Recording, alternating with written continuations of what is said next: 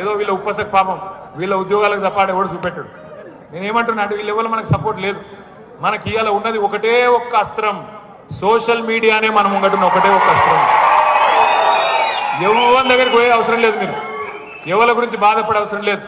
మీరు చేయాల్సిన పనుల్లో ఒకటే, మీ ఊళ్ళే మీ కండ్ల ముంగట ఇలా చెప్పులు కనబడుతున్నాయి, ఎరువుల దుకాణాల ముంగట చెప్పులు కనబడుతున్నాయి క్యూలా. మళ్ళొక్కసారి ఆధార్ కార్డులు చెప్పులు ఆనాటి రోజులు తెస్తాడంటే నిజంగానే ఆనాటి రోజులు వచ్చినాయి. మళ్ళా ఆనాటి రోజులు మళ్ళా చెప్పుల వరుసలు కనబడుతున్నాయి. మీరు చేయవలసిందల్లా ఒకటే, ఒక ఫోటో కొట్టుండ్రి, ఒక వీడియో తీయండి, వాట్సాప్ లో పెట్టుండ్రి.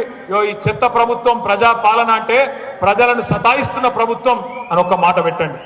మీరు ఒక్కొక్కరు ఒక్కొక్క కేసీఆర్ లాగా సోషల్ మీడియాలో విజృంభించాలని చెప్పి నేను కోరుతా ఉన్నా బీఆర్ఎస్ విద్యార్థులను. ఒక రిక్వెస్ట్ మీ అందరితో, మర్చిపోండి. ఇక మన ఈ పేపర్లలో ఫోటోలు ఇస్తారు, టీవీలలో చూపెడతారు, మర్చిపోండి, చూపెట్టరు. వాళ్ళు డిసైడ్ అయిపోయింది. మొన్న జగదీష్ అన్న మంచిగా చెప్పిండు, ఇప్పుడు రాష్ట్రంలో మీడియా సంస్థలు పనిచేస్తలేవు, మన క్యారెక్టర్లు ఖతం చేసే స్లాటర్ హౌజులు కొన్ని పనిచేస్తున్నాయి. స్లాటర్ హౌజ్ అంటే ఇరికే కదా, చీమా కింద కొట్టేటి స్లాటర్ హౌజులు గవి పనిచేస్తున్నాయి కొన్ని.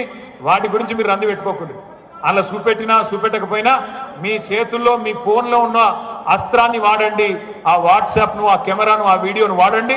ఎక్కడ సమస్య ఉంటే అక్కడ తీసి గ్రూప్లో పెట్టమని చెప్పి నేను కోరుతా ఉన్నా. రెండోది అదే చెప్తున్నా. ఇప్పుడు మీరు ఒకటి యాద పెట్టుకోండి. నాకు తెలుసు ఇవాళ రేపు పోలీసు వాళ్ళు ఏం పని చేస్తారు.